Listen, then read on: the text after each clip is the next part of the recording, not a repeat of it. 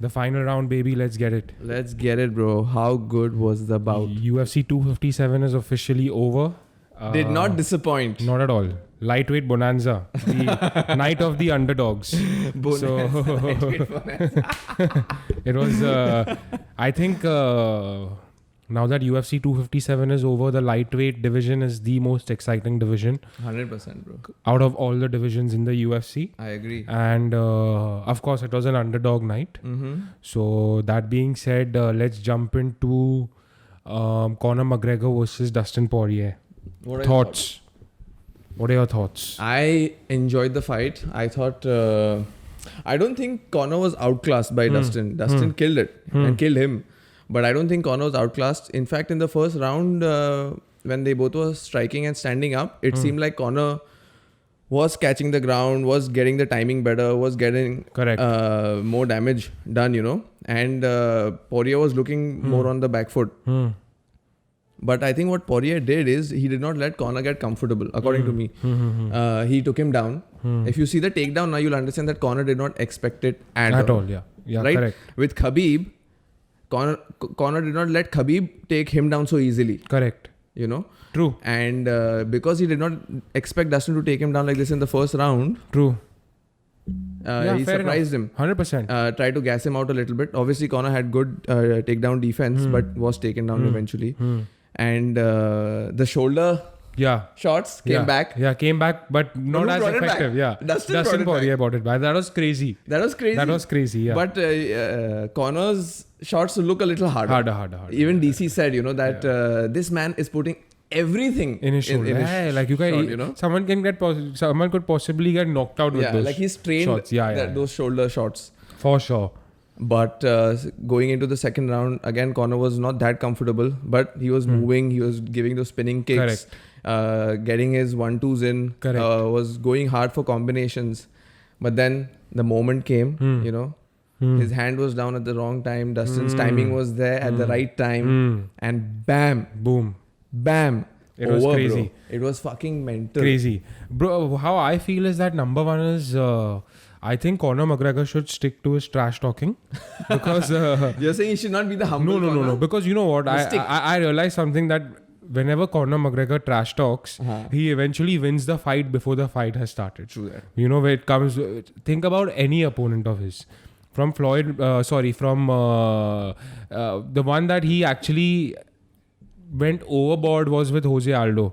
I think Khabib also. You know, Khabib also, but bro, how I'm saying is that the opponents that he could get into their minds of, he already beat.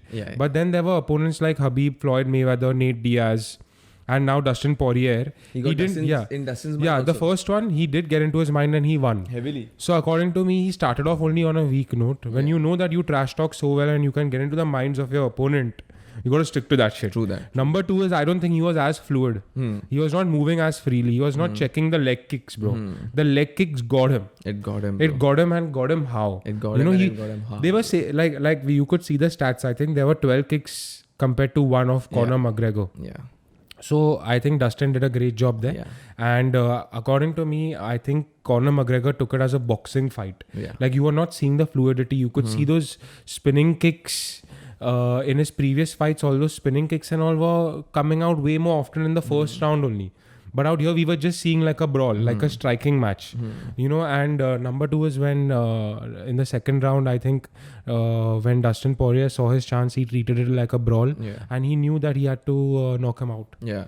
In fact, Conor said about the kicks that the first kick got him so hard, he was shocked. Of course. And after the second, third kick, basically he said that I couldn't move. You could see it. Dustin got my leg and my leg was gone. My movement was gone. I couldn't. I was stiff. He was finished. You could see he was uncomfortable because what was happening is when Dustin Poirier was giving those leg kicks, Conor McGregor got damn scared. Yeah. Like he was only checking for the leg kicks. He caught his leg as well twice. Yeah. But bro, there was no result after that. Like when he caught his leg also, he just tried to give a cross. Yeah. That's the Muay Thai. You know? Correct. This. So I feel that the leg Counter. kicks got him. According to me, how Dustin won the fight is purely because of those leg kicks. True that. He took him down with that shit. Surprised him. shocked the fuck out of him. Yo. Even in the post fight, he was like, "Dude, I can't move." He's Yo. like, "I have He was an on American-sized American football on my calf. You know, it's swollen as a motherfucker." He was walking on crutches, right, when he left. Limping out, bro. When he left Limping the out. arena. But that being said, I think you can't take it away that Dustin Poirier. I think Dustin Poirier outclassed McGregor. You think so? 100%. You know why? According to me, Dustin Poirier just had to make it to the second round. Patient, yeah. He just was had to patient. survive the first round, and he knew if I go into the second round, I'm winning it. Yeah. But you know, in the first round also, when they got up from the ground, you see that McGregor has so much more of an advantage and movement and speed, and the kicks, McGregor's kicks were not letting Dustin come in his boxing range. See, McGregor is his stance is not traditional. Correct. You know, but Poirier's stance is very traditional. Hands up, boxing, you know. Yeah.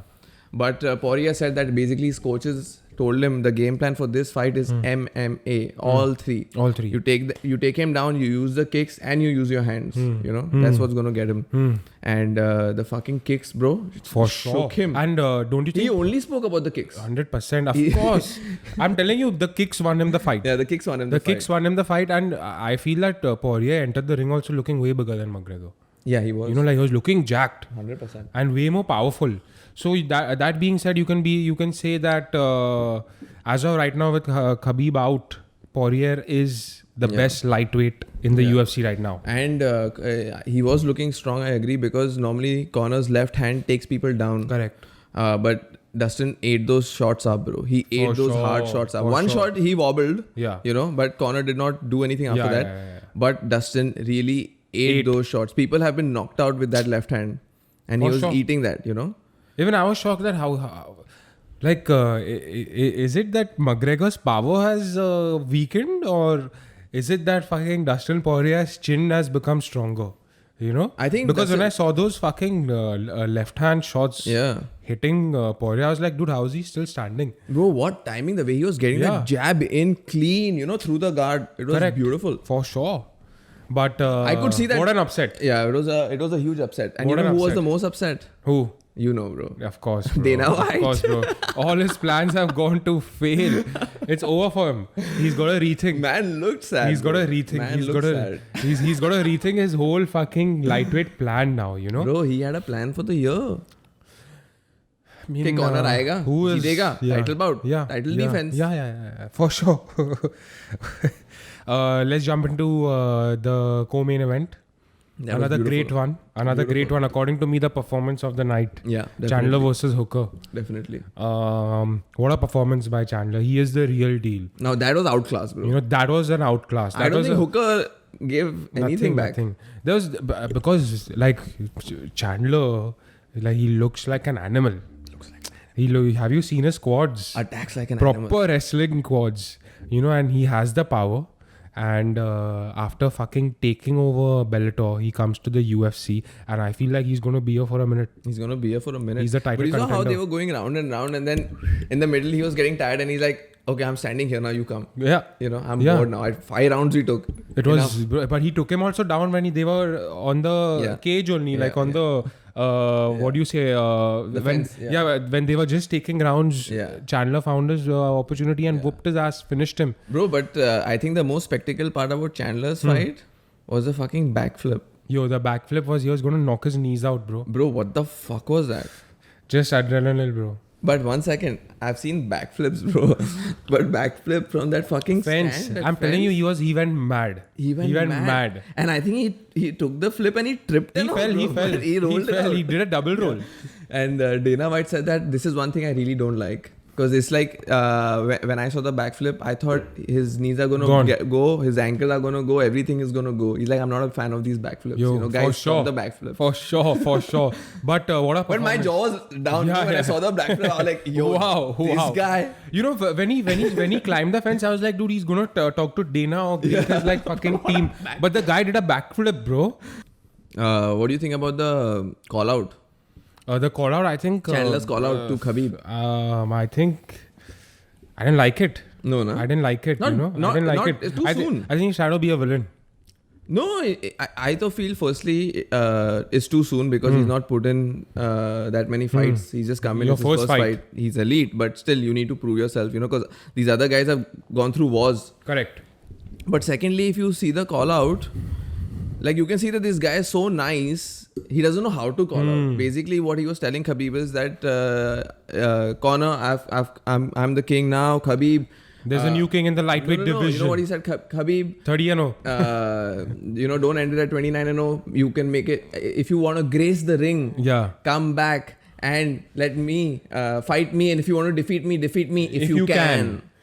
What kind of a call out is this? That grace the ring. Yeah, grace, you know, give us your presence back. You know, Aja, mere pe upkar kar. Basically, indirectly, he was saying what he was trying to say is that I'll get my ass whooped, but I won the fight. You know, if you can. Please, jara, aajao na wapis. I respect you so much, Khabib. Aap to legend ho yaar. Aajao. No. How can you call someone out like that, bro? That's a weak call out. Because you can see that he's just trying to be nice, but correct. Everything has a way to do it. I think he was just trying to sell himself. Right. To be honest. So when you gotta be when you're calling out somebody, there's a way to call out, bro. True. You can't call out like a chamya. Yeah. I'm interested to see who Dana is gonna pair up with McGregor. I think it'll be Tony. Both coming off losses. Possible. You know. Possible. And I don't think there's anybody else right now who Conor McGregor. Pre-fight also, Conor was saying something about this. I don't mind fighting Tony. Yeah. It's a good. Because both of them are coming off, bro. But styles you know what? make fights. You know what I think, bro. The Nate Diaz trilogy would be a great fight. Yeah. Or even Poirier again trilogy, great fight. Yeah, I think instead of going for Tony Ferguson, which is not a bad fight to be honest, because great fight. Ferguson is a killer. But I think they both need to prove themselves right now. But I think Poirier or Nate Diaz is a better idea because these trilogies are fun, bro. See, one win, one loss is a fair trilogy. For sure. You know? But Conor McGregor said, I'm going to see you again. You know, we're going to do it again. Yeah, they should. They should. It makes the most sense because if Conor won, the trilogy wouldn't make sense. Correct. Okay. Yeah, of course, because it's over. It's over. It took Conor. But right now it's 1-1. So Khabib would make the most sense. Now Khabib makes no sense. You know, I don't want to watch the fight. Right? To be honest, I'm not gonna like. What's the point of watching such a fight? Right after the knockout, I opened Instagram and I was seeing the thing that was trending the most: Jake Paul versus Conor McGregor. Everyone is like, it seems like Conor's got to fight Jake now. Shit.